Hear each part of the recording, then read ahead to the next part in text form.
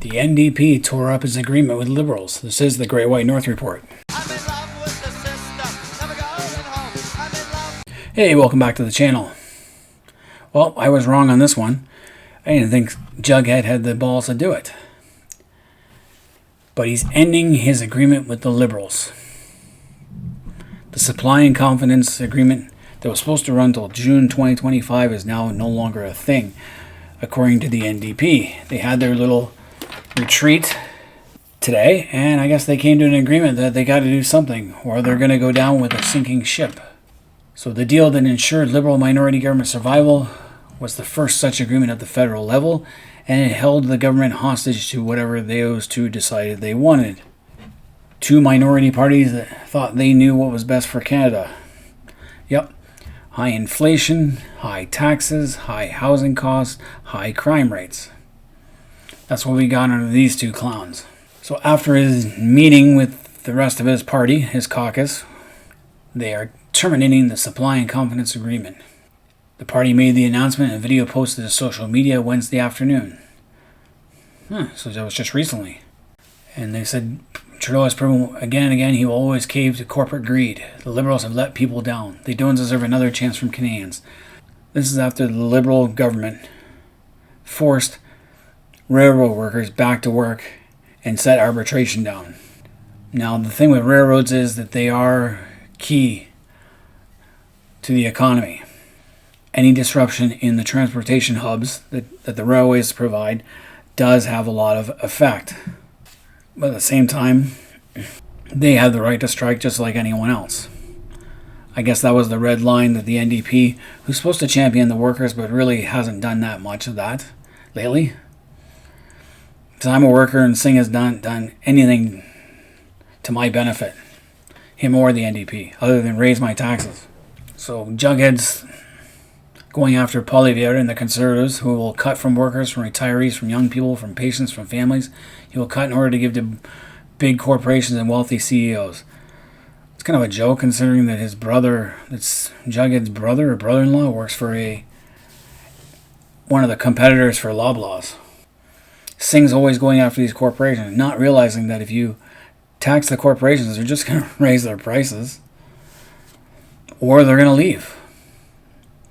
Make it unhealthy to do business in Canada. So Singh is going on the platform to stop conservative cuts. That's his whole platform idea. With the NDP, you're going to get more inflation and more taxes. That's what's going to happen.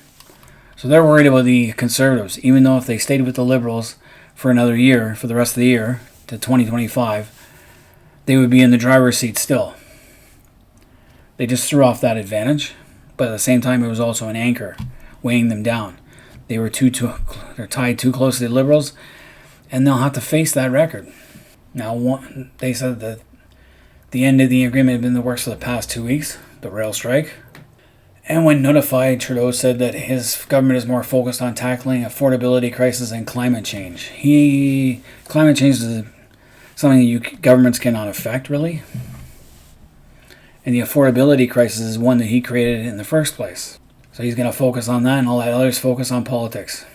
Trudeau says he hopes the next election will not happen until next fall, so that his government has time to move forward on Pharmacare, dental care, and school food programs, stuff the NDP want. Now with the NDP not totally on board, it could be in jeopardy. So now the Liberals aren't bound to fulfill any NDP demands. So the NDP just slipped back to a fourth place party. And it's interesting because Poilievre, he challenged Singh to pull out and Singh did. Now we'll see what happens. It'll be interesting. What I did call right is that China decided to start anti-dumping investigation into Canadian canola imports. About 50% of our Canadian canola gets exported to China, which they use for cooking oil, for the most part. This is in response to the tariffs we're going to put on Chinese EVs, as well as aluminum and steel. So it's a tit-for-tat thing. China has tried this before with our canola back in 2018-2019, when Meng the Merciless Wanzhou was arrested in Vancouver over the Huawei thing with the United States.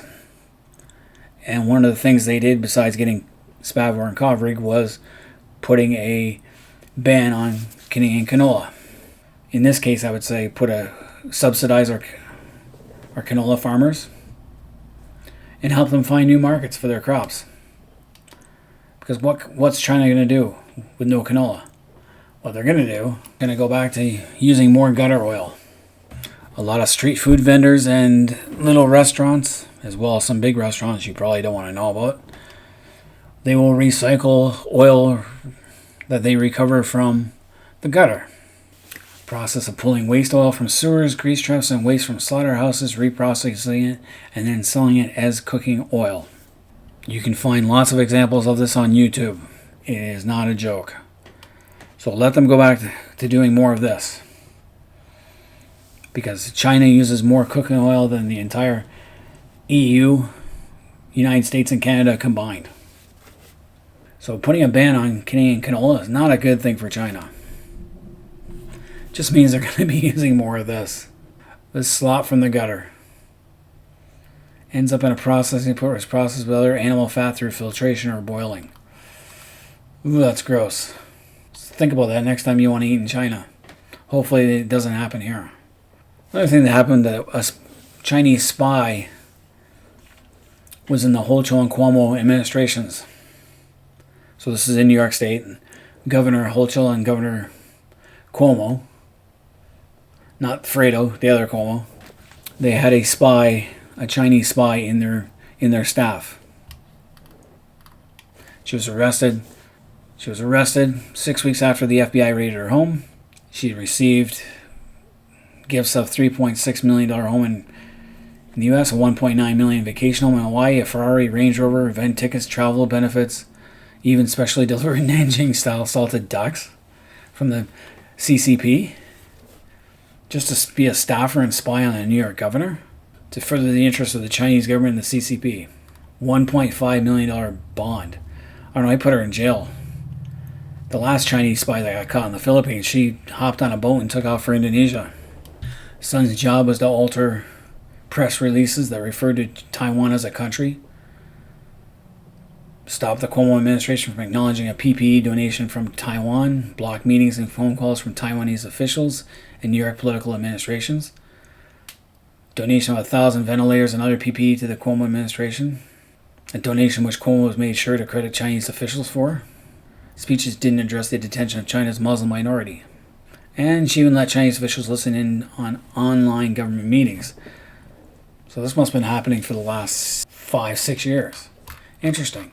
What's this got to do with Canada? Well, same thing. Like, we have MPs who allegedly conspire with foreign actors. And we won't release the names. Should we release the names? Probably. We should know who they were. Because what if we elect these guys again? Or these people again? Now, some of them probably didn't realize what they were doing, but still, responsibility rests with them. Most of them are probably Liberal MPs, and with a couple of Conservatives thrown in for good measure. So it'd be interesting to see if we ever get these names out of them, because the foreign interference that happened has still not been satisfactorily answered. But again, I'm glad this deal ended, because now they can't hold the government. They can't hold us hostage, these two idiots. The Liberals will now have to walk a fine line, because if they do anything the NDP don't like, the NDP could vote against them with the Bloc and the Conservatives and trigger a new election. I don't think the NDP or Liberals want an election right now, simply because they're going to lose badly. Jughead knows it, so does Trudeau. I think Jughead was forced by his own party because it was getting worse.